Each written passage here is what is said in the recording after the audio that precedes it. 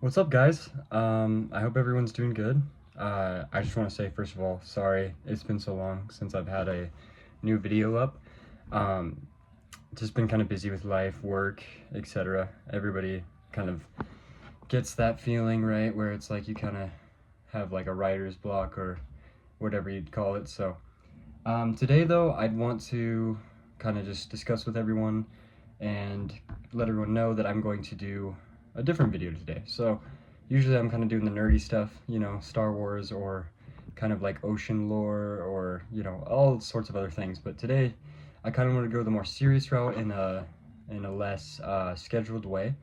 I'm kind of here today to talk about mental illness. So, um, and kind of how it has affected me throughout my life, right? Um, well, I guess let's start with how mental illness has been portrayed in society. Okay. Now, in my lifetime, which has been very short, just about 24 years almost. So, in my lifetime, I have seen mental illness more as a stigma than as something that people can kind of come together and relate on or resolve.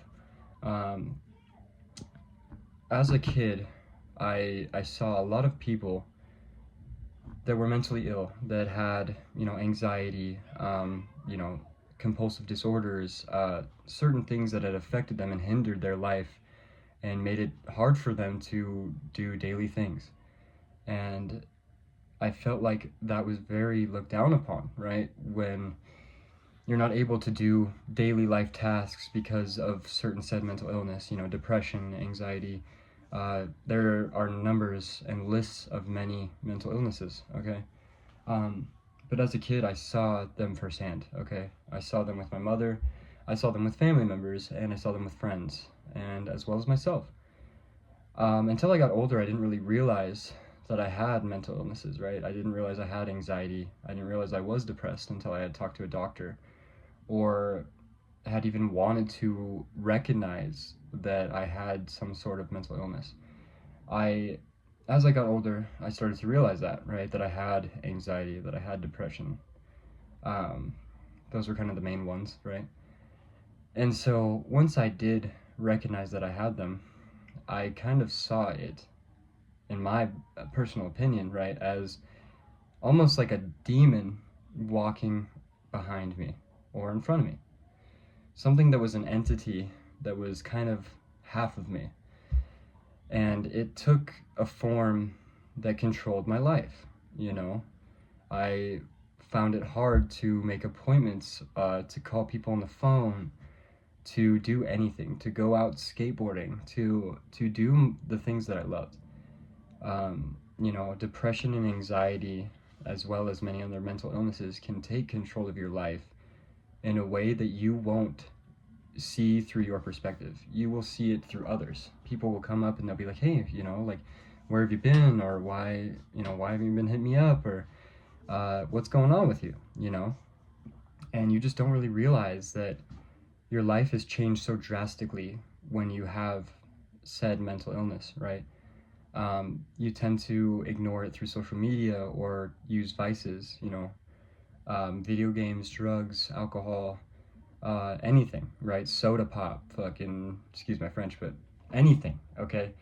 Uh, you use any sort of vice to distract your brain from the fact that you have a mental illness, okay? And you're afraid. I was afraid of being depressed. And once you know, it is so hard to get out of that. I'm kind of going all over the place, but again, let's go back a little bit. So let's say before I was born, okay, if you were mentally ill, it was seen as something bad. It was seen as something like, oh, this person's not okay, this person has to go to an institute, or this person needs serious help, right? Which is, on surface level, a great thing, that we can recognize that said person needs help with their mental illness, or that they need guidance, right? They need some help. But before my time, okay, and before a lot of people's times, right, hundreds of years ago, if you were mentally ill, right, you could have been lobotomized, many people were lobotomized for certain things that they had problems with in their mind. Schizophrenia is a big one, okay? I don't want to get personal here, but before my mother had passed, I had found out that she had some issues, right, with mental disorders, one being schizophrenia, and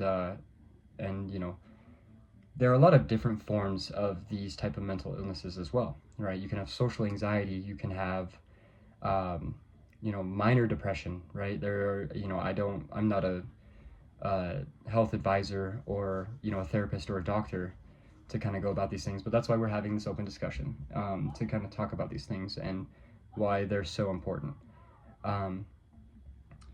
But point is that before this last, decade, mental illness was something that was so scary, right? That you could not talk about. You could not go to your friends. You couldn't really go to people and say, hey, I have a problem. I'm either hearing voices, or I can't get off the couch, or I'm addicted to said substance, or, right, anything. You couldn't do those things because it was so, it was looked down upon, right, in society. It wasn't something that was okay, right? So we either, harmed ourselves, or we had offed ourselves, right? I know that that's something we really can't say in modern times, but it's something that I think we should talk about because it is important for us to address, okay? For us to realize that we have problems and we need to fix them. And that was something that was really hard for me for a long time. Ever since I was a young child, I didn't realize that I had issues, and it can start very young. You can have imaginary friends, right, that kind of stay with you your whole life. And, that may sound silly, but can be an underlying issue that has to do with your development as a child. For me, I had anxiety and I had depression. And I still would say that they are, relevant in my life. But I've learned now, honestly, in the last couple of months, it hasn't been something that I have learned over the last years to deal with. I ignored it.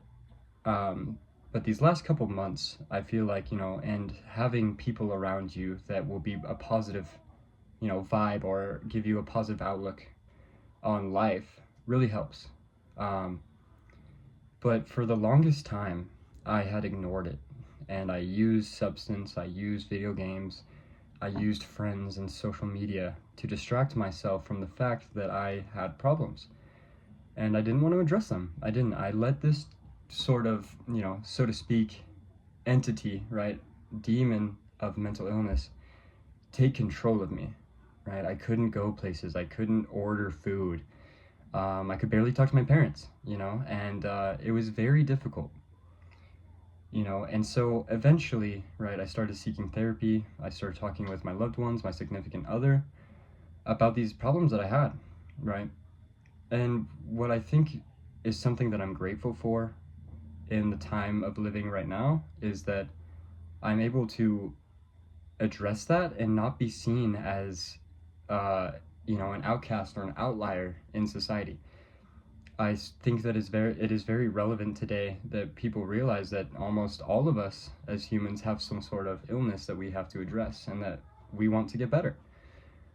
Just these last couple months, I've actually felt better. I've wanted to accept that I want to feel better, and I have separated myself from that entity, right? And I think that is very important to address because I let that control my life, right? I could not understand what to do, or I just chose to not do anything about it. A big part of, right, your addictions, your mental illnesses, is that sometimes you almost feel like there is nothing that you can do. So I don't want to make this video terribly long, but basically, to help with my mental illness, I had people, right, that supported me. I had my significant other, I had my family, and I had a lot of friends. But at the end of the day, right, you can only help yourself as much as you want, right? Like, that sounds kind of dumb, but it's true, right? At the end of the day, you can't control anyone else but yourself. And that is the hardest thing I've had to learn in my life, is learning to control myself and learning how to not control others. When it came down to it with my mental illness, I'm still working on it. It's something that I have to work on every single day. in order to feel like I am growing. Right? So I've learned to cut back and totally quit substances and have my family there for me, and just learn to be in the moment and appreciate what life is itself without all of the noise, all of the problems, and all of the things that can distract you from who you really are. That is something that has really affected me, right? As a child, I was so happy, I was so content with how life was, and then I got older and had to deal with problems in my mind, and I didn't know how to deal with those problems. But like I said, in the last couple months, I've learned to separate myself from said mental illnesses and realize that that is not who I am, and that is something that I was becoming, and I wanted to change that for myself. That is the most important part. You wanting to change can't be for others, it can't be for media, it can't be for anything other than yourself. It is so important to realize that if you want to become healthier, if you want to become better at sports, if you want to get better at anything in your life that is improving, you have to find the change from within, right? You have to realize, you have to dig deep and find these problems, these underlying issues that have affected you for so long. And I had to talk to myself, right? Sit in the car, talk, and go over my emotions and see really what the issue is. And that's a day-to-day thing. It's not like I don't have mental illness anymore. You know what I mean? It is something that, of course, is still with me. But I'm slowly but surely learning how to separate myself from it and become a better person, right? For myself, for my family, for everyone around me. I want to do that because it's so important to learn growth. And I really think that's kind of the premise of the video here, is kind of learning how to grow and learning how to separate yourself from your mental illnesses and your addictions, because they will hinder you for the rest of your life if you let them. Just like anything, right? If you become too angry, right, it's a waste of time. If you get too sad, you kind of wallow in that sadness for a long time, and you kind of start to live with that, and you let that become you. And so that is something that I kind of wanted to address with everyone. If anyone has any comments on this, or has any opinions or wants to discuss this with me, I'd love to, because I think this is one of the most important videos I've had. All the other ones have been very nerdy, they've been kind of lore-based, like I said earlier, and I think that it would be so good to just talk about this with some people, because this is, kind of a real life scenario where it comes into play for everyone's life. And at least I can say that for myself, and I don't want to say earlier kind of like everyone has mental illnesses, but I can see, right, from day to day that people have things that hinder them. They have vices, they have things that stop them from growing. And yeah, so if anyone wants to talk about this with me, that'd be awesome. If anyone wants to leave some comments or hit me up on the socials, that'd be great. This is something that's very important to me, right? Just trying to learn how to grow. So I appreciate everyone. Thank you for the support again. It's been nothing but positive, great feedback, and great energy that I've received from people. So I just want to say thank you. I'm grateful for this, and I wouldn't want anything different. Like, I couldn't ask for better. So thank you so much, guys, and I hope you have a great night. Peace out.